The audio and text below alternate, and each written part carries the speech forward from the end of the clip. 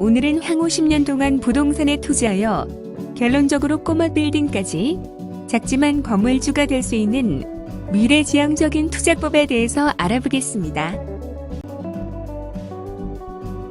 현 시점의 부동산 투자 방법은 시중에 넘쳐난다. 각종 이론과 정책으로 무장한 부동산 전문가들도 많이 있다. 하지만 철저히 수요자 입장에서 바라보는 전략이기보다는 그들은 결국 자신의 물건을 소개하고 판매하는 것이 목적인 경우가 많다. 현재의 부동산 정책은 갈피를 못 잡고 있다. 현 정부의 부동산 정책은 서민과 민심을 볼 때에는 표를 얻을 수 있지만 자본주의 경제와 계층 상승을 원하는 사람이라면 고개를 갸웃거리게 만드는 방향으로 나아가고 있다. 다만 정부 정책에 맞서지 말라는 말이 있듯이 우리는 좋지 않은 상황에서도 틈새를 노리고 버티는 전략을 취해야 한다. 정책은 항상 사이클에 따라 바뀌기 때문이다. 부동산 투자에서 가장 중요한 것은 위치와 상권일 것이다. 또한 어떤 종류의 물건에 투자를 해야 성공할 수 있느냐이다. 일반인들은 보통 아파트, 오피스텔, 빌라, 상가 정도에 투자하는 게 고작이다. 여기에서 벗어나 다가구 주택과 단독주택에 투자하는 것이 꼬마 빌딩을 갖는 것에 더 가까운 투자 방법이다. 지나가다 보면 이렇게 오래된 다가구나 단독주택 구옥들이 보인다. 이런 다가구나 단독주택은 도심에서 점점 사라져가고 있다. 대부분 돈냄새를 맡고 다세대 빌라로 재건축되어졌기 때문이다.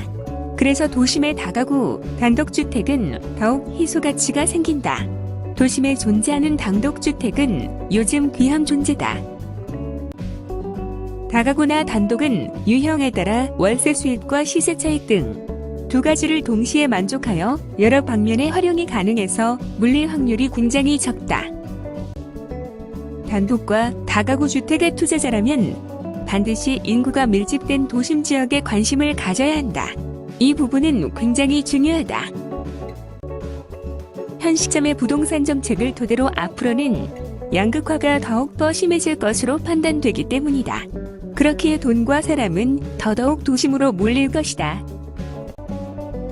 도심의 투자 방법은 재개발 예정지나 주변에 호재가 있는 지역 부근에 투자하는 게 가장 안전하다. 이런 정보는 주변에 널려 있다. 더 이상 정보는 소수가 독점하지 않는다. 다만 넘치는 정보 중 어떻게 사실과 뜬구름을 분별할 수 있느냐가 관건이다. 이런 정보 분별은 주변 부동산에 자주 방문해서 파악하든지 아니면 관련된 책만 봐도 금방 알게 된다. 공부를 조금만 해도 알 수 있는 부분이다. 문제는 실천하느냐이다. 대충 그렇구나 하고 넘어가는 게 일반인들이 하는 일이다.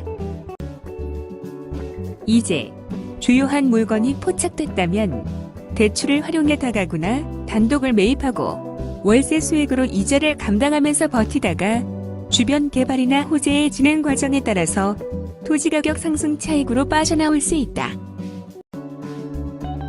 또한 리모델링이나 재건축을 통해 직접 거주하거나 아니면 투자용으로 계속 보유한다면 토지와 건물 가치 상승의 차익도 염두에 둔다. 계속 보유한다면 해당 건물에 직접 거주하는 게 가장 이상적이다. 또한 리모델링이나 재건축을 통해 그대로 자신이 보유한다면 임대료를 올려야 한다.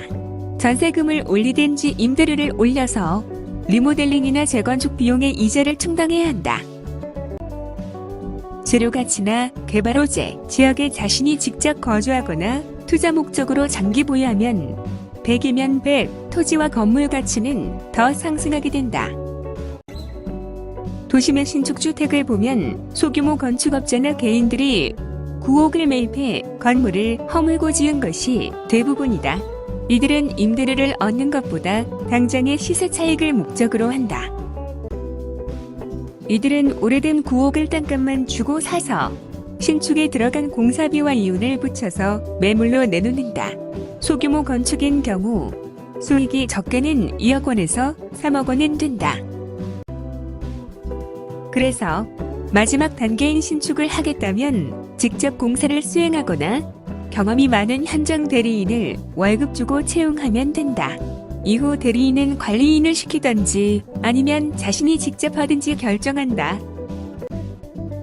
이런 방법은 부동산에 관심이 있는 사람이라면 누구나가 알 수 있다. 다만 실천하는 사람은 그리 많지 않다. 정보 선별력이 떨어지고 자금이 없어서이다.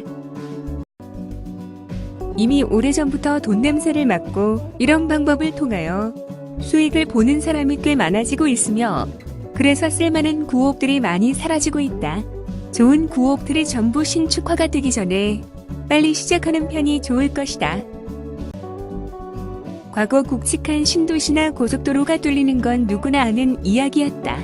결국 실천하느냐 못하느냐의 차이고 단순한 이치이다. 수많은 정보를 정확한 정보로 선별하고 실천을 통한 단순한 투자 방법은 돈이 되는지 안 되는지 안 해보면 모른다. 토지는 가치 불변이다. 우리가 공산화되지 않고 자본주의가 계속되는 한 서울 강남이 모든 도시의 집값을 이끌고 가듯 인구가 밀집된 핵심 도심의 토지는 계속 오른다. 그게 자본주의 시스템이기 때문이다. 이 단순한 논리를 이해해야 한다. 왜 개발업자나 개인들은 환장을 하고 이런 방법을 반복하는 것일까? 부동산 사이트나 방송, 신문을 보면 이런 신규 주택이나 구옥들의 매매가 대다수이다. 이미 그들은 보유가 아닌 1차적인 부분에서 시세 차익을 노리고 일반인들에게 팔고 있는 것이다. 지금 이 순간에도 이러한 방법으로 부를 이루는 사람들은 대부분의 사람들이 주저하고 있을 때 정확한 정보와 실천을 통해 미래를 걱정하지 않고 현재를 즐기며 살고 있습니다. 영상이 도움이 되셨는지 모르겠습니다. 도움이 되셨다면 좋아요, 구독하기 버튼 꼭 눌러주세요. 감사합니다.